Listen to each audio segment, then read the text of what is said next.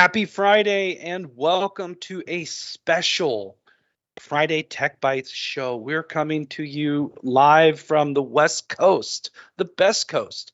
I'm Rick Vanover from Veeam. I'm joining you from Las Vegas. I'm got Mark Niemeyer from Nutanix joining me from California, but we want to know where you are. So go ahead and drop. I'm seeing some great activity in the chat. Drop where you're joining us from. We're going to light this application up. We've already had an incredible number of entries. Mississippi, France, Brazil, California.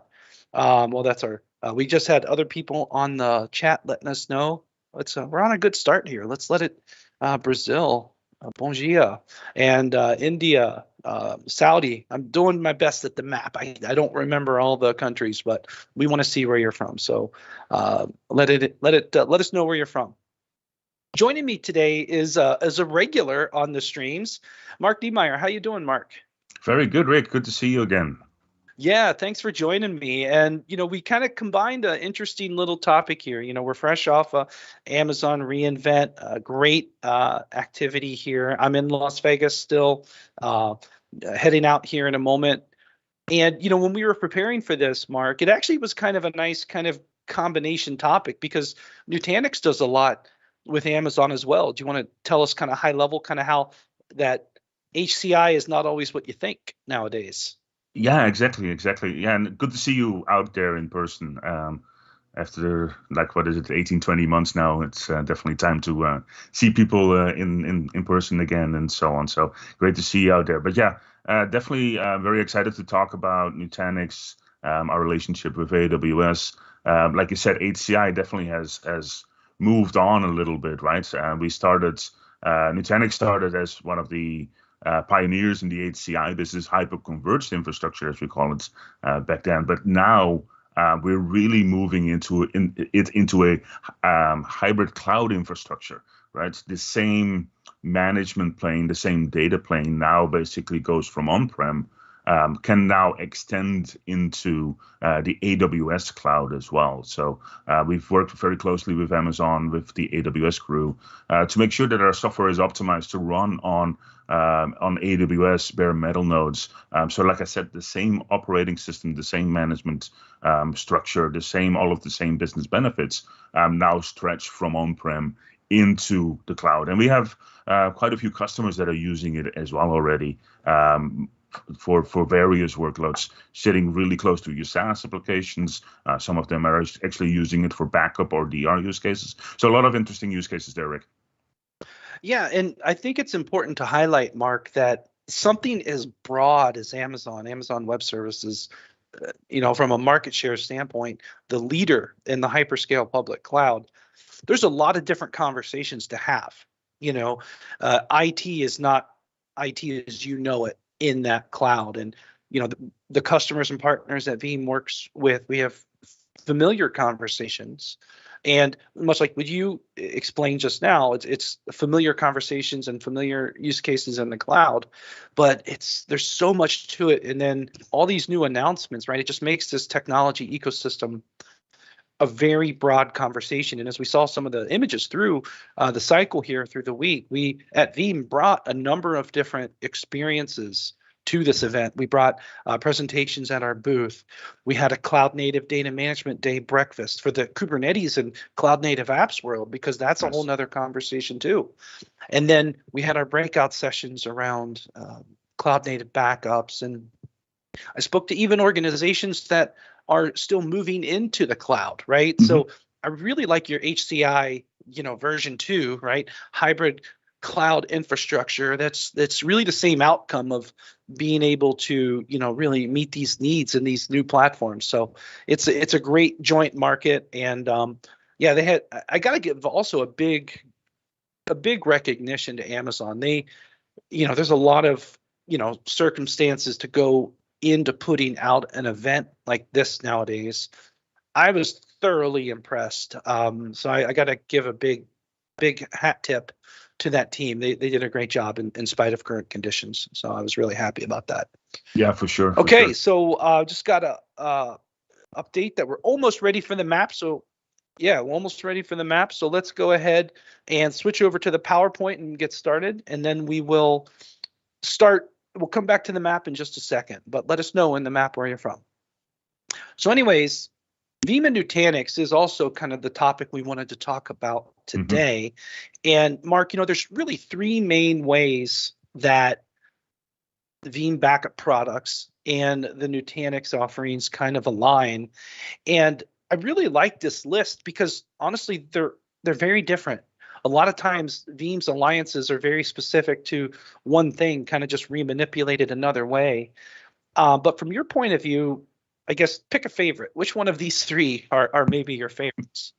Well, they're all very powerful and very thankful for our great relationship. Definitely have built, like you said, definitely we have built it out over the last few years. Starting initially with the AHV integration, then my personal favorite, of course, is Nutanix Mine, right? The integrated solution, completely designed to provide and like a holistic backup for any environment, but leveraging all of the Nutanix goodness. So we're really combining best of breeds in terms of platform and backup software, putting that together in a very easy to deploy, very easy to scale bundle. And then over the last year and a half, we've really partnered to make the integration with Nutanix files seamless, the integration with Nutanix objects seamless. Both are part of our unified storage offering now. Files being focused on SMB and then objects being focused on S3 compatible storage for structured and unstructured data. So all three really good, really powerful. But yeah, definitely my favorite is Nutanix Mine.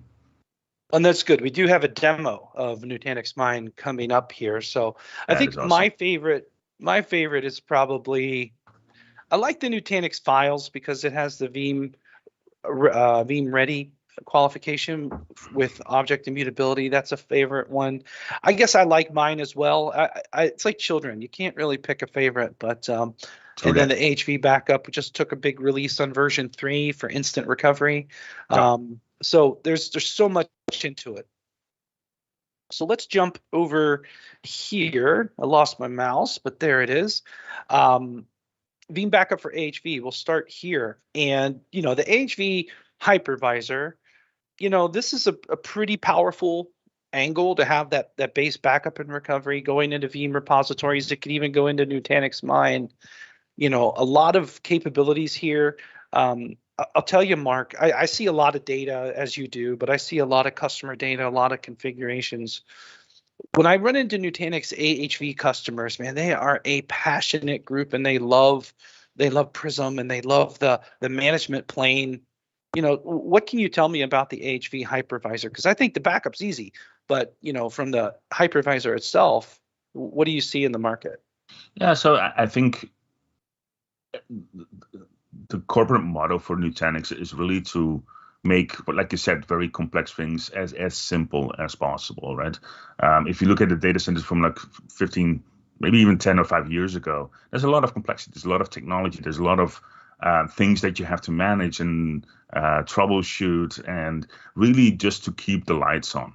We pride ourselves on making those complex things very, very simple. One single management layer that manages your storage, your compute, your hypervisor, your applications, lifecycle management, and so on. So we've really invested a lot of time and effort in the architecture, make it performant, make it self-healing, but also in the user interface, in the UX design, to make complex workflows as simple as possible.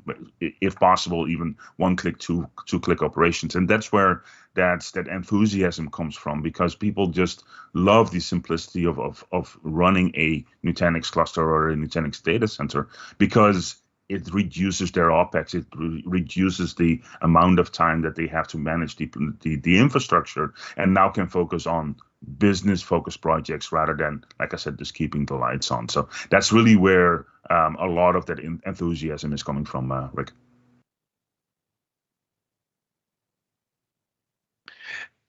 Yeah, and that's an interesting observation. That ease of use, that's a consistent theme with Veeam backup and replication. I like to say Veeam is too difficult to use, said nobody ever. Mm-hmm. And we'll go on to the map here. The producers tell me that the map is ready, and wow, we have a lot to share on the map. We've got Ohio, and it's not me this time, so I know this guy and another person who's said Ohio, Massachusetts, Colorado, Texas.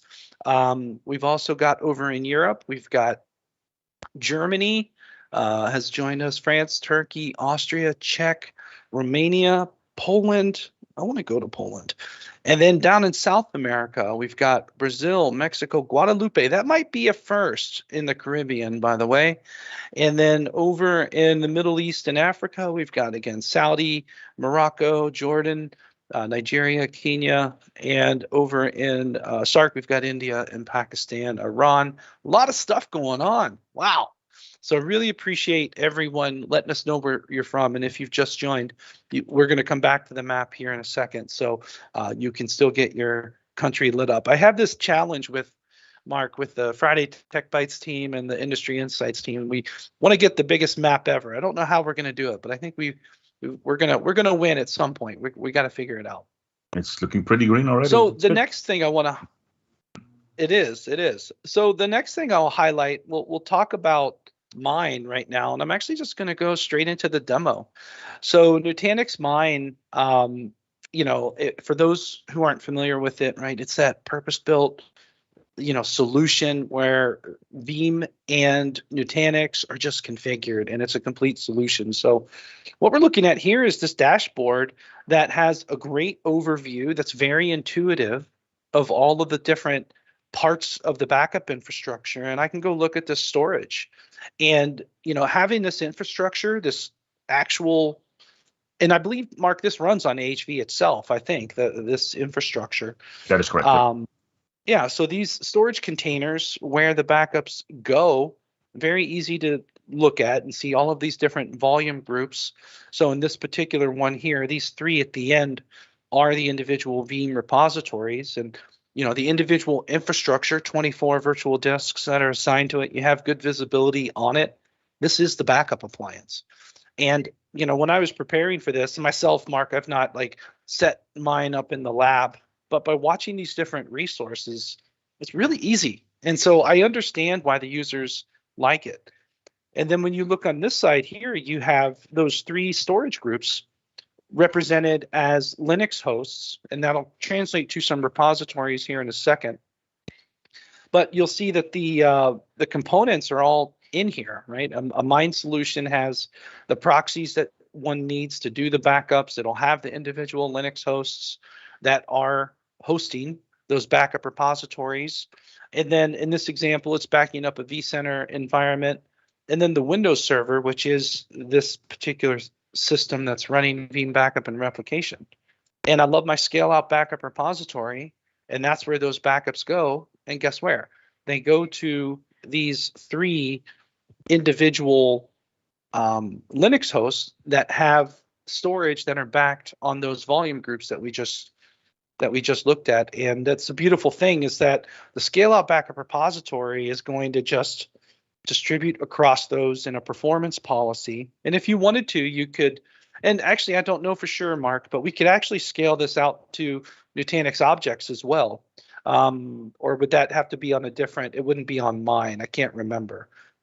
Yes, so we introduced a new version of Mine that is completely object-based. So you can set up that version of Mine basically as the capacity tier for your primary Mine cluster. There we go. And then using this or consuming a Nutanix Mine target just gives all the same options that are, in use and what organizations have been familiar with Veeam. And there's some built-in storage efficiencies that can be done on the capture. And I actually like this type of arrangement because you're getting these higher performance storage targets for a backup. And that's something I've been trying to focus on a little bit here, because you're going to get a higher performance restore. But anyways, we'll just go ahead and run through this job menu, and it's really the same as anything else that we might use in Veeam, including the scheduling.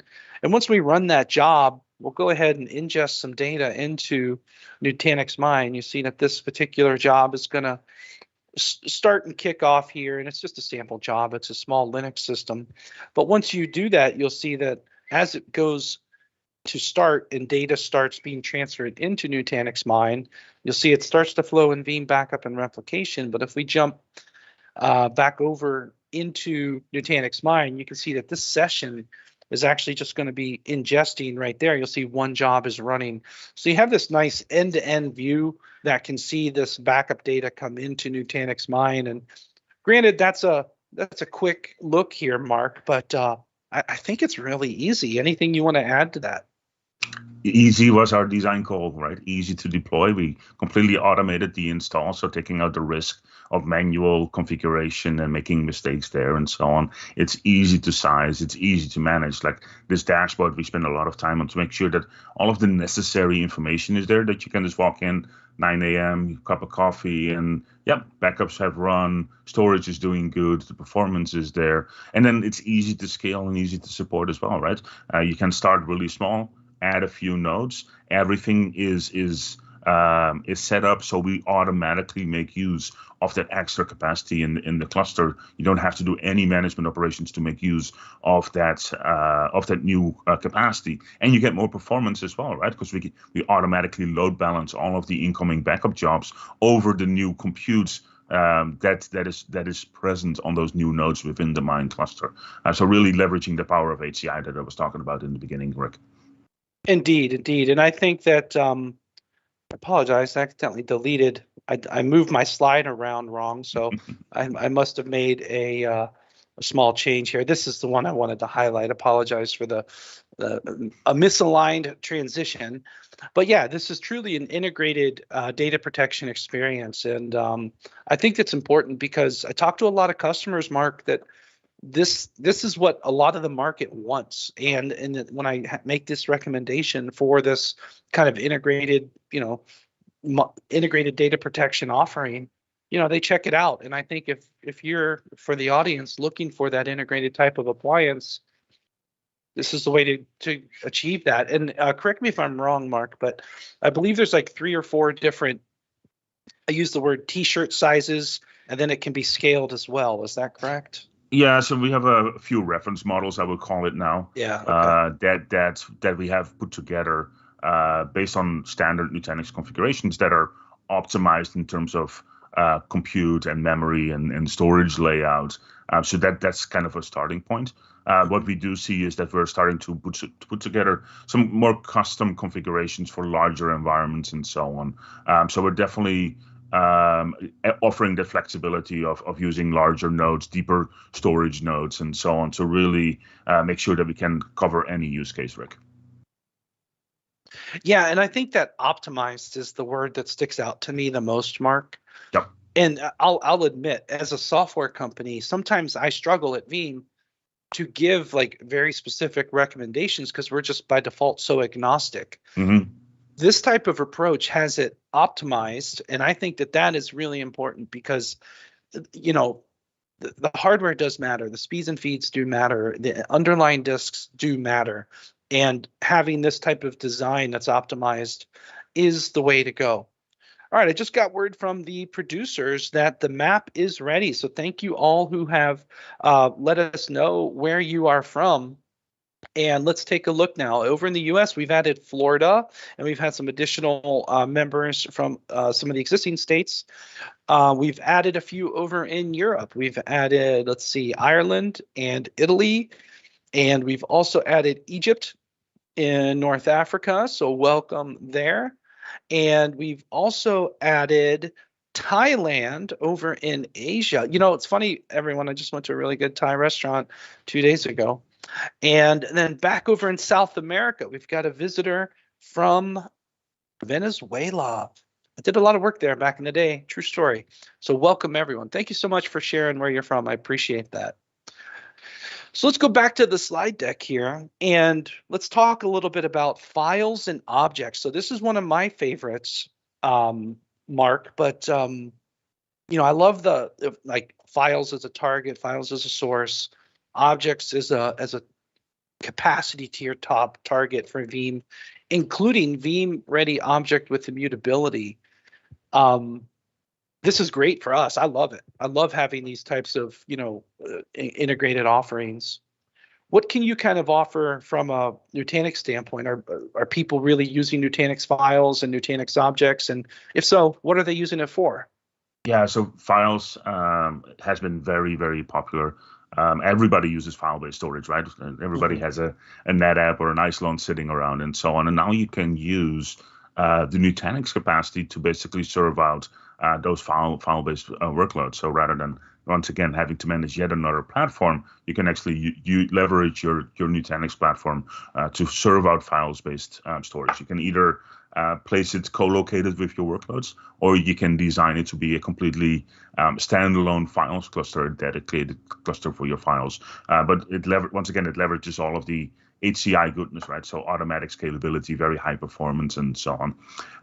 Objects has been out for about 2 years, and we see fantastic adoption over there as well. Everybody pretty much is using objects-based storage, S3 compatible storage, and so on. So once again, leveraging the power of HCI, leveraging the capacity that is in your Nutanix cluster, you can now use for completely unstructured data with objects. And then yet having the Veeam integration for both, right? Being able to very efficiently back up your files deployments, and then with objects basically providing the object immutability feature to really be able to lock down those backups, even in case of like ransomware attacks, right? It's really that last line of defense against ransomware, having that known good copy of your data that you can always recover from. That's really a very good security network. Yeah, I'll double down on that, Mark. The Veeam Ready object with immutability competency is a very effective specimen to ensure data recovery in a ransomware incident. Can't emphasize that enough. Yep. When I talk to organizations who do not have positive outcomes from ransomware incidents, very consistently, they don't have a copy of data that's either immutable, offline, or air gapped. Mm-hmm. So immediate course of action for sure. And I had a couple people commenting here with the maps. We've already done both maps, but even on the replay, let us know where you're from, because we make these like post-event map situations. But we've had really good interaction here. Appreciate you for watching here. And I think we're live on the 3 networks, so that's a good one today. So really, let's kind of put this all together. It's an end-to-end data protection offering here from Nutanix and Veeam. And on the left, whether it's the files, HV, physical servers, with the agents, other virtualization platforms, you can really just have all of that go into Nutanix Mine and have that long-term retention, both in Nutanix objects, the cloud, S3 compatible, and even off to tape. I guess this is the new HCI, as it were. It is. It completely is, right? It really ties together, like I said, all of the Veeam goodness, the power of our HCI platform, and now stretches into AWS as well, right? So I really think this is like very good solution. Mm-hmm. I do. I tell you what, this is a platform that I like. That's why Mark keeps coming up on the show, guys. I'm just saying.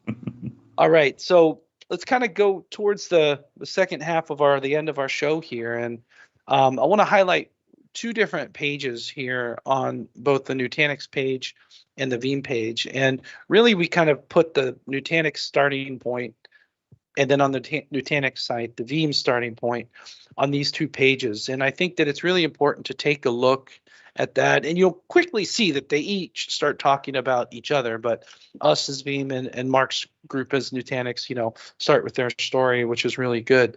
So, Mark, anything you want to kind of add as a closing comment? No, definitely check out the information that we have over there. We have the solution briefs out there, reference architectures, demo videos, and things like that. So if you want to take some time to really educate yourself further, look over there. Also, feel free to reach out to either your Veeam or your Nutanix account team. They are very well trained, very well enabled to basically help you make the next step in terms of designing your data center, maybe modernizing the data center, but also on the data protection side with Veeam, with the AHV integration, with Mine, and now with files and objects certification as well. So really a lot of information to to review over there. Yeah, that's a good point. And the demo that I had embedded there, I actually got that right off of YouTube. So I got to give the Nutanix team some props there, Mark. You make it really easy to see the product demos and such. So you can also go over to YouTube and over at the Veeam YouTube as well, which is where this video is going to go forever after. You can also watch all kinds of good stuff there as well. And one thing is, again, once you watch this video and replay again, still put it in the comments because we track that as well, where you're watching from. All right. Hey, Mark, thank you so much for joining me here today. Yeah, awesome. Thanks for having me, Rick. Safe travels back home. Yeah. Cheers. And for those of you on Monday on the Industry Insights episode, regulatory compliance in the public cloud is the topic. So I'm really excited if you want to look into that. It's a good after topic from AWS reInvent, which I know that Dave Russell was here for that. He's probably going to host that up with Jason. So awesome. With our producers in Romania and Atlanta, US, myself in Nevada, and Mark in California, I want to thank everyone for producing and delivering the content, and I want to thank you for watching. Have a great weekend, everyone. Thank you.